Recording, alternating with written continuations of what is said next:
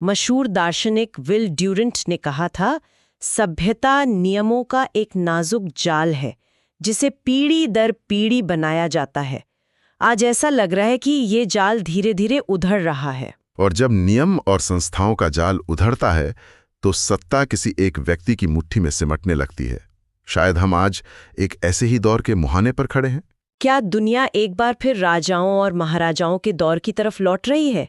एक ऐसा दौर जहां नियम, कानून, संस्थाएं, इन सबसे ज्यादा एक शासक की व्यक्तिगत इच्छाएं मायने रखती हैं। आज हम वैश्विक राजनीति में उभरती एक ऐसी ही प्रवृत्ति पर गहराई से बात करेंगे जिसे कुछ विद्वान नवराजशाही या नियो रॉयलिज्म का नाम दे रहे हैं। हाँ, और आज की ये गहन चर्चा इंडियन एक्सप्रेस में प्रकाशित एक लेख पर आधारित है जो इसी जटिल विषय की पड़ताल करता है।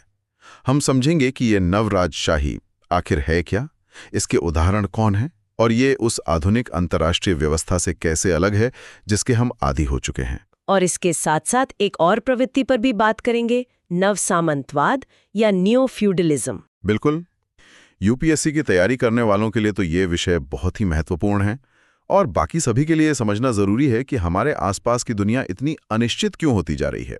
तो चलिए सवाल की तह तक जाते हैं कि क्या संस्थागत शासन का दौर वाकई खत्म हो रहा है? और इस प्रवृत्ति को समझने के लिए जो नाम सबसे पहले जहन में आता है वो है अमेरिका के पूर्व राष्ट्रपति डोनाल्ड ट्रंप का। जब वो दावोस में वर्ल्ड इकोनॉमिक फोरम में पहुंचे तो ऐसा लगा जैसे कोई व्यवस्था का रखवाला नहीं बल्कि उसे तोड़ने वाला आ गया हो। बिल्कुल सही कहा। सोचिए, दावोस, वो जगह जो हमेशा से टेक्नोक्रेटिक गवर्नेंस, मतलब विशेषज्ञों वाले शासन, और संस्थागत अंतर्राष्ट्रीयवाद का प्रतीक रही है। और वहां एक ऐसा नेता खड़ा था जो इन दोनों ही विचारों को खुलेआम चुनौती दे रहा था।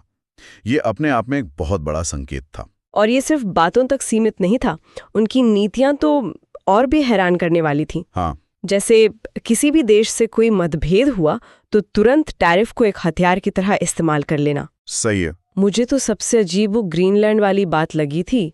ये सोचना भी कितना अजीब है कि 21वीं सदी में कोई नेता अपने सहयोगी देश का इलाका खरीदने की बात करे। ये तो 18वीं सदी की मानसिकता लगती है ना? और आपकी यही हैरानी उस कॉन्सेप्ट की जड़ है जिसे स्टैसी गोडार्ड और पॉल क्रूगमैन जैसे विद्वान नवराजशाही कहते हैं। अच्छा। इसका मूल विचार यही है कि शासन अब नियमों और संस्थाओं के बने बनाए रास्ते पर नहीं चल रहा, बल्कि ये व्यक्तिगत अधिकार और इच्छा की ओर लौट रहा है।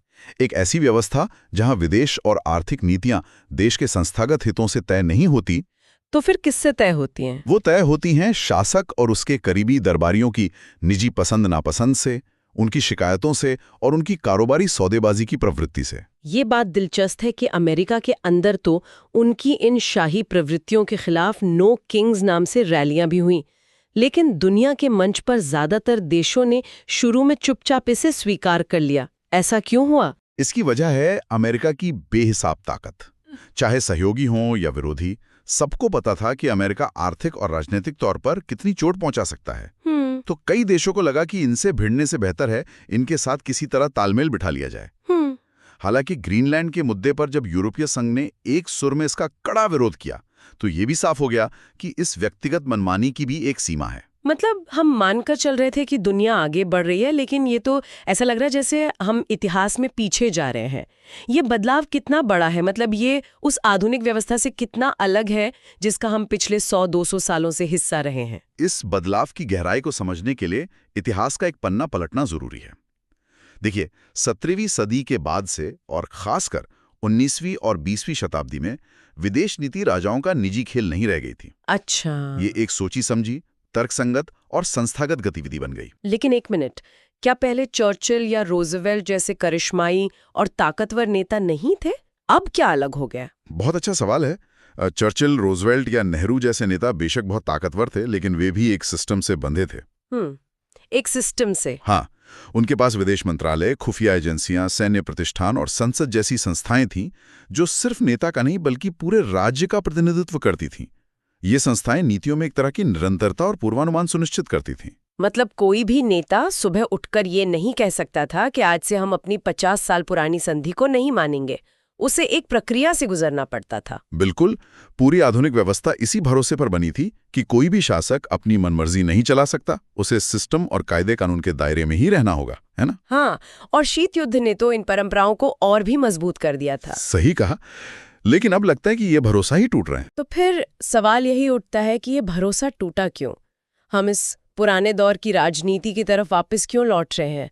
आखिर ऐसा क्या हुआ कि संस्थाएं कमजोर पड़ गईं? इसका सबसे बड़ा कारण है अभिजात वर्ग यानी एलिट्स के प्रति लोगों का गहरा मोहभंग। और ये सबसे साफ तौर पर अमेरिका में दिखा। पिछले 30-40 सालों में अमेरिका के विदेश नीति प्रतिष्ठान, जिन्हें देश के हितों का सबसे बड़ा संरक्षक माना जाता था, उनकी साख एक के बाद एक महंगी विफलताओं के कारण लगभग खत्म हो गई है। हाँ, अफगानिस्तान और इराक की बात तो सब करते हैं, लेकिन असल में हुआ क्या था? लोगों का भरोसा टूटा क्यों? क्योंकि इन विशेषज्ञों ने जो वादे किए थे वे कभी पूरे नहीं हुए।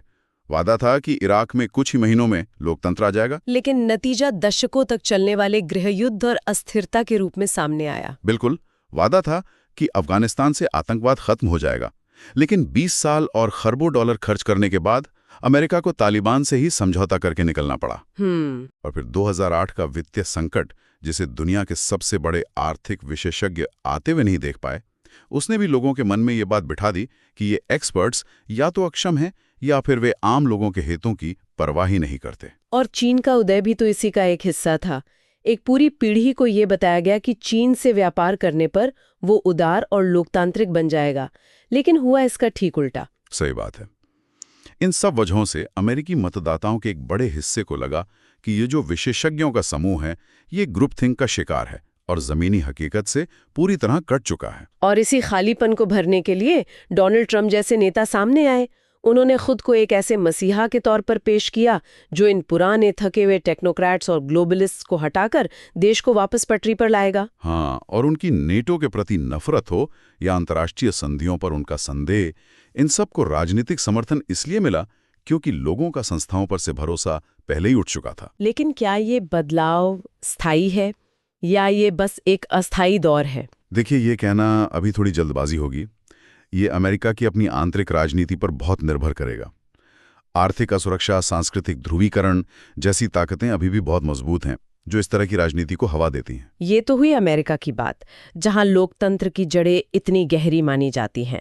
अगर वहां ऐसा हो सकता है, तो मुझे लगता है रूस, चीन या तुर्की जैसे देशों में तो ये ट्रेंड और भी मजबूत होगा। आपने बिल्कुल सही नफ्स पकड़ी है, और यहीं पर तस्वीर और भी दिलचस्प और जटिल हो जाती है, क्योंकि ये सिर्फ नए राजाओं की कहानी नहीं है। इसके साथ साथ एक और प्रक्रिया चल रही है। अच्छा, वो क्या है? उसे विद्वान नव सामंतवाद, न्यू फ्यूडलिज्म या नव मध्य युगीनता, न्यू मिडीवलिज्म कहते हैं। नव सामंतवाद, ये तो और भी भारी शब्द लग रहा है। नव राजशाही और नव सामंतवाद, इन दोनों में क्या फर्क है? इसे ऐसे समझते हैं, न्यू राजशाही यानी न्यू रॉयलिज्म एक तरह से ऊपर से नीचे की प्रक्रिया है। ऊपर से नीचे? हाँ, इसमें एक नेता राज्य की पूरी ताकत पर कब्जा करके उसे अपने व्यक्तिगत लाभ के लिए इस्तेमाल करता है। मतलब शक्ति एक व्यक्ति में केंद्रित हो जाती है। ठीक है। वहीं नव सामंतवाद यानी न्यू फ्यूडलिज्म नीचे से ऊपर की प्रक्रिया है। इसमें राज्य कमजोर होता है और सत्ता बिखर जाती है। राज्य के नियंत्रण से बाहर नए शक्ति केंद्र उभरने लगते हैं। तो मतलब एक तरफ एक राजा है और दूसरी तरफ ये बड़ी बड़ी टेक कंपनियां नए जमाने के जागीरदार या सामंत हैं, जिनकी अपनी अपनी सल्तनत है। ये तुलना काफी हद तक सही है, लेकिन इसमें एक बहुत बड़ा फर्क है। पुराने सामंत अपनी जमीन और अपनी भौगोलिक सीमा से बंधे थे। आज के ये नए डिजिटल सामंत किसी देश की सीमा में नहीं बंधे हैं। उनकी शक्ति ग्लोबल है, जो उन्हें और भी ज्यादा ताकतवर और काबू करने में मुश्किल बनाती है। कोई उदाहरण दे सकते हैं? बिल्कुल। सोचिए, सोशल मीडिया प्लेटफॉर्म्स ये तय करते हैं कि कौन सी जानकारी करोड़ों लोगों तक पहुंचेगी और कौन सी दबा दी जाएगी। एलन मस्क का स्टारलिंक सैटेलाइट नेटवर्क यूक्रेन में युद्ध के दौरान संचार का एक स्वतंत्र माध्यम बन जाता है, जिस पर किसी सरकार का कंट्रोल नहीं है। सही बात है। या पैलेंटियर जैसी डेटा संचालित कंपनियां जो सरकारों को खुफिया जानकारी देती हैं। ये सब निजी शक्ति की उस बढ़ती भूमिका को दिखाते हैं जो आज युद्ध, शांति और राजनीति सबको आकार दे रही है। तो मतलब हम एक बहुत ही अजीब सी दुनिया में जी रहे हैं। एक तरफ सत्ता राजा की तरह एक व्यक्ति के हाथ में सिमट रही है, हाँ, और दूसरी तरफ वही सत्ता टेक कंपनियों जैसे नए सामंतों के हाथ में बिखर भी रही है। ये तो एक बड़ा विरोधाभास है। बिल्कुल। और यही इस दौर का सबसे बड़ा विरोधाभास है। एक तरफ सत्ता का चरम केंद्रीकरण हो रहा है और दूसरी तरफ चरम विकेंद्रीकरण, और ये दोनों ही प्रवृत्तियां मिलकर उस आधुनिक राज्य प्रणाली को कमजोर कर रही हैं जो पिछले 300-400 सालों से अंतर्राष्ट्रीय व्यवस्था का आधार रही है। चलिए, अब सबसे जरूरी सवाल पर आते हैं। इस पूरी उथल-पुथल का, इन नए राजाओं और नए सामंतों का हम पर यानी भारत पर क्या असर पड़ेगा? ये भारत के लिए अपने राष्ट्रीय हितों को साधने में एक बहुत बड़ी चुनौती है। जब नीतियां संस्थागत न होकर व्यक्तिगत हो जाती हैं, तो उनमें कोई स्थिरता या पूर्वानुमान नहीं रहता। इसका एक उदाहरण हमने ट्रंप प्रशासन के साथ देखा, जब व्यापार और कूटनीति से जुड़े मुद्दों पर लगातार अनिश्चितता बनी रही। इसे किसी ठोस उदाहरण से समझाइए। मान लीजिए भारत को किसी ऐसे नव राजशाही वाले देश से कोई डील करनी हो, तो क्या मुश्किलें आ सकती हैं? सोचिए, भारत किसी देश के साथ सालों लगाकर एक बड़ी ट्रेड डील पर बातचीत करता है। हमारे डिप्लोमैट्स, हमारे मंत्री सब मिलकर एक एक क्लॉज पर मेहनत करते हैं। ठीक है। सब कुछ तय हो जाता है और फिर उस देश का नेता एक सुबह ट्वीट करके कहता है, मुझे ये डील पसंद नहीं, ये मेरे देश के लिए खराब है। अरे वाह! बस एक ट्वीट से आपकी सालों की मेहनत और रणनीति बेकार हो गई। आप एक व्यक्ति की सनक और उसके मूड पर अपनी पूरी विदेश नीति की रणनीति कैसे बना सकते हैं? ये एक बहुत बड़ा खतरा है। और जियोपॉलिटिक्स के लिहाज से? वहां खतरा और भी बड़ा है। कल्पना कीजिए कि अमेरिका का कोई राष्ट्रपति अचानक कह दे कि नाटो की कोई जरूरत नहीं, या ताइवान की रक्षा हमारी जिम्मेदारी नहीं है। बाप रे! ऐसा होने पर पूरे इंडो पैसिफिक का सुरक्षा ढांचा रातों रात हिल जाएगा। ऐसे माहौल में भारत को यह तय करना कितना मुश्किल हो जाएगा कि कौन भरोसेमंद दोस्त है और किससे कितना दूर रहना है। सही कह रहे हैं। ये अनिश्चितता हमारी रणनीतिक स्वायत्ता के लिए एक गंभीर चुनौती है। बिल्कुल। तो फिर भारत और हमारे जैसी दूसरी मध्यम शक्तियों को इस नए माहौल में करना क्या चाहिए? लेख के अनुसार इसका जवाब बाहर नहीं बल्कि अपने अंदर खोजना होगा। अपने अंदर? मतलब जब दुनिया में अनिश्चितता और अस्थिरता हो तो आपको अपनी नींव मजबूत करनी होती है। इस नए राजशाही और मध्ययुगीनता से निपटने के लिए भारत को अपने देश के भीतर मजबूत संस्थागत सामंजस्य की जरूरत होगी। हमारी अपनी विदेश नीति, हमारी अर्थव्यवस्था और हमारी घरेलू राजनीति को मजबूत संस्थागत नींव पर खड़ा करना होगा। अच्छा।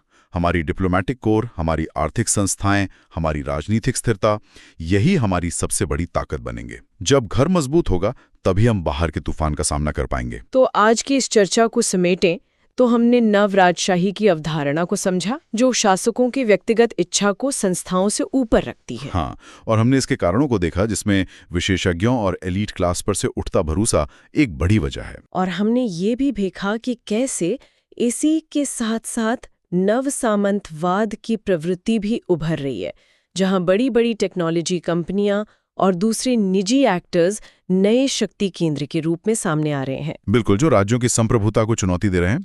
निष्कर्ष यही है कि दुनिया एक ऐसे दौर से गुजर रही है जहां सत्ता एक ही समय पर सिमट भी रही है और बिखर भी रही है, जो आधुनिक राज्य प्रणाली के लिए एक अभूतपूर्व चुनौती है। सही कहा। आज की चर्चा को खत्म करते हुए एक सवाल सबके सोचने के लिए छोड़ जाते हैं।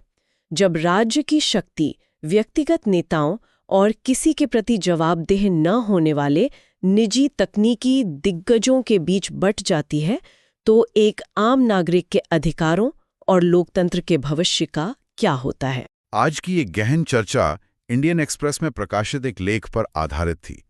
अगर आप यूपीएससी की तैयारी कर रहे हैं या वैश्विक राजनीति में गहरी दिलचस्पी रखते हैं, तो ऐसे विषयों पर अपनी राय बनाना बहुत जरूरी है।